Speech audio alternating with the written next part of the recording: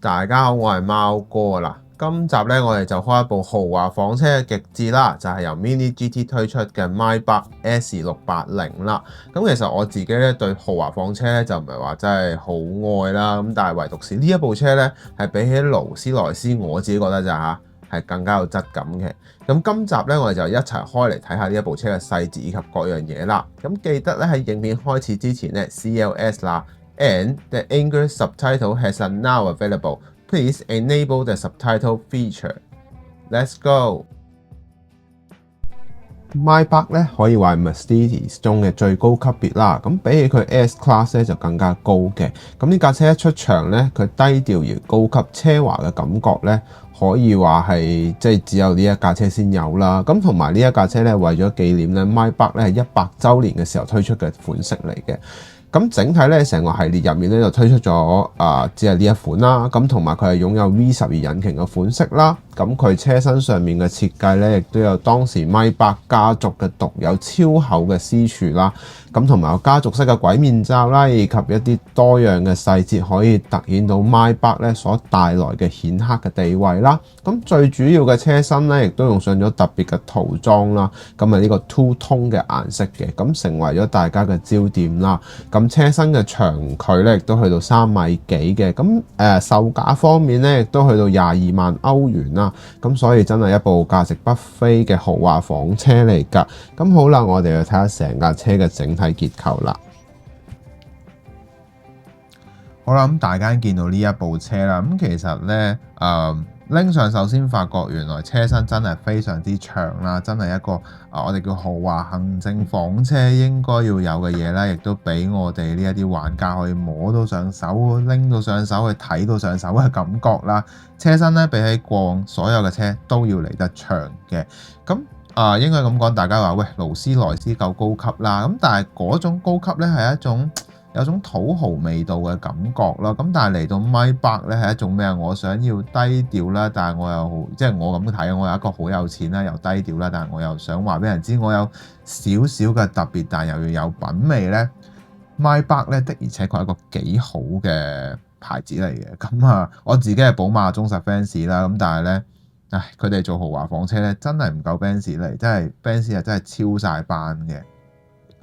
咁呢一種感覺咧，係俾到呢一種強烈嘅壓迫感啦，即係佢係好巨型啦，咁但係佢有一種好沉實穩重嘅感覺嘅。嗱喺顏色方面咧，用上咗呢個 Anthracite Blue 同埋 Dome Silver 嘅。咁 Dome Silver 即係銀色呢個位咧係半光澤面啦，而 Anthracite Blue 咧就係一個全光面嘅，咁兩種嘅唔同嘅質感襯埋嘅感覺咧係非常之特別啦。咁同埋最特別嘅嘢當然就係佢招牌嘅超大天窗啦。咁陣間咧我哋一次過會講晒嘅，大家會問我喂，點解你個內籠咁嘅色嘅？冇錯，我係噴咗嘅。咁但係我哋陣間開個內籠先同大家去睇啦。咁我哋會由頭講到落尾嘅。我哋先從車頭嘅部分講起。我哋先從車頭嘅部分講起先啦。咁其實咧，成個車頭都非常之吸引嘅，因為用上咗一啲鍍鉼，即係電鍍配色嘅一個進氣網啦，仲有鬼面罩啦。呢一啲位置咧，每一個網格咧都非常之細緻同埋幼細嘅。你冇睇到，仲有咩咧？仲有一啲鐳射頭咧，喺呢一度亦都有做到。大家唔好以為點解佢好似呢度有粒嘢係咪 QC 有問題？喺真車嚟講咧，呢度係佢全車咧係有幾十個嗰啲鐳射偵測頭嘅。我唔知點解咁犀利啦，即係可能豪嘅車、高科技嘅車一定要有嘅基本配置啦。咁呢一度亦都有啦。咁第二點咧就係鬼面罩嘅部分啦。鬼面罩個部分咧都用上咗電鍍式之餘咧，喺中間一個招牌嘅 logo 咧，呢一度我冇諗到佢咁細咧，依然都係顯示得非常之清楚啦。咁另外一點啦，就係嚟到車頭大燈嘅部分啦。車頭大燈咧係採用咗分刻得嚟咧，係有一個鐳射嘅鐳射頭嚟個外國版本啦。咁大家呢一度咧亦都見到一粒白色嘅點啦。咁呢個其實咧，大家會有喂係咪啲咩位嚟㗎？其實唔係，係真係咁樣嘅。佢係一個鐳射頭嘅燈頭，大燈頭就會有咁樣嘅設計啦。好啦，另外咧喺嗰個車頭冚嘅部分啦，當然呢一個車頭嘅 Benz 章咧，亦都唔需要多講噶啦，冇任何毛邊，做得非常之靚，粗幼度、細節度係一等一嘅水準嚟嘅。尤其呢一條車輛嘅閘骨、車頭冚嘅閘骨線啦，我自己就非常之中意。呢一個呢，其實係 Maybach 佢自己嘅獨有嘅一個設計語言嚟嘅。所有嘅車款呢，呢度都有條好明確嘅線。其實呢條線呢，係帶動咗你去一路去視覺效果上面一路望個大擋風玻璃啦，仲有車頂嘅部分嘅大天窗部分啦。咁嚟到車側嘅部分啦。好啦，嚟到車側嘅部分啦，咁其實整體嘅車側咧非常之幼長啦，咁其實咧我過往都未接觸一個咁長嘅車身啦，咁呢個當然就係豪華行政房車所帶來嘅舒適性啦，咁啊盡量令到後座嘅乘客咧，即係可能老細啊，或者做到最大嘅舒適度啦。咁其實咧，整個車側嘅部分咧，大家會發現咧，車後門呢一個位置特別闊啲嘅，因為可能貨佢哋上落啦，亦都空間感喺後面佔咗比較大啲嘅。咁另外最特別嘅地方，亦都係 Maybach 獨有嘅一個私處設計啦。咁呢度加厚咗個私處啦，亦都呢度睇得非常之清楚啦。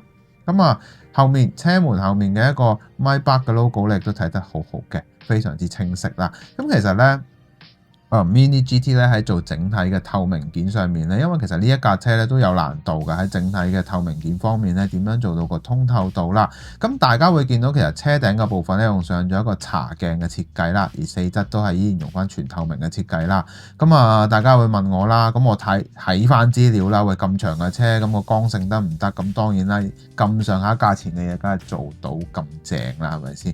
咁其實咧呢一塊玻璃咧係經過咗當時我睇翻資料係話，設計師特別去設計呢一塊上面嘅玻璃嘅物料呢，係唔知點解係唔影響車身剛性之下呢，可以做到嘅一個特殊物料啦。咁用個兩幅式嘅設計嘅，咁呢一度亦都做得非常之高級啦，成個感覺啦。咁 Mini GT 呢亦都喺呢度呈現到呢一個效果嘅完美咁嘅示範啦。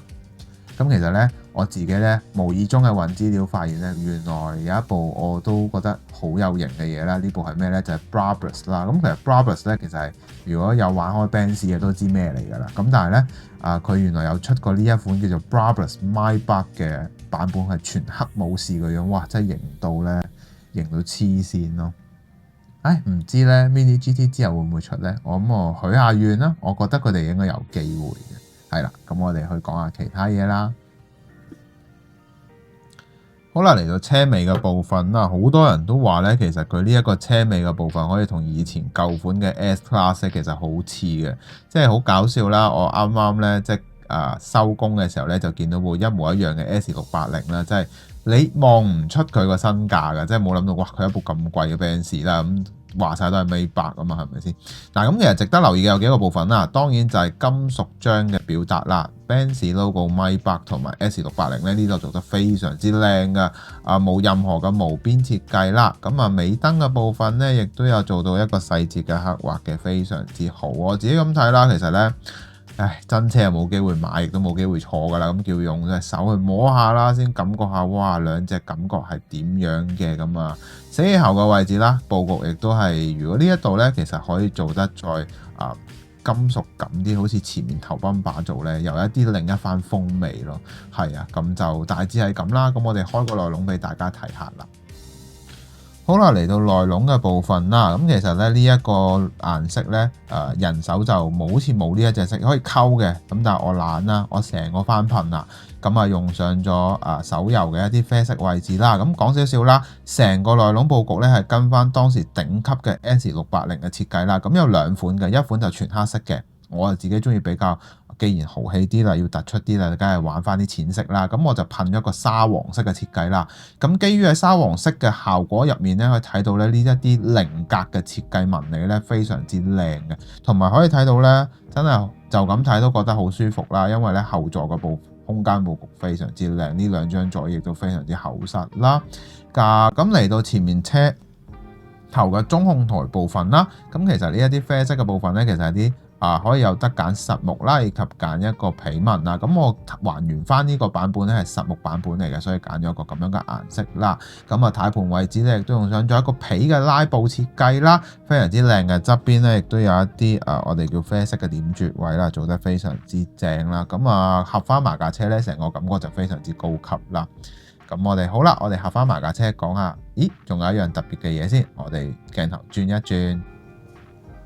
好啦，咁最後啦就同場加映啦，就將 S680咧配上 EQS 嘅580，有一架油車同一架電車嘅兩個感覺啦。咁其實 Benz 咧過去嚟做一啲電動或者用一啲新科技結合喺佢哋現今嘅汽車系列入面咧，的而且確係數一數二嘅叻嘅。咁啊〜Mini GT 咧，亦都喺呢一啲位置咧去做一個刻畫咧，亦都做得非常之盡善盡美。基本上有嘅地方咧做得好好嘅。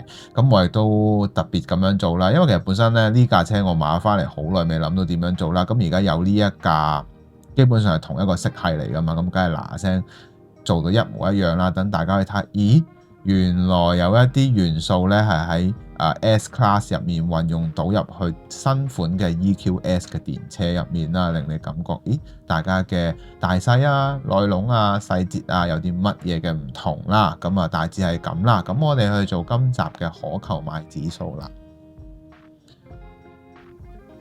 好啦，嚟到今集嘅可購買指數啦。今集嘅可購買指數呢，我會俾佢9分。呢一架車作為Mini GT 喺做豪華房車嘅一個新系列入面呢，都做得相當之唔錯啦。咁啊嚟到 Maybach 呢，呢一個牌子亦都可以突顯出佢低調奢華而且高級嘅感覺啦。咁啊 Mini GT 亦都可以細節咁還原到佢裏邊嘅一啲精要嘅地方啦。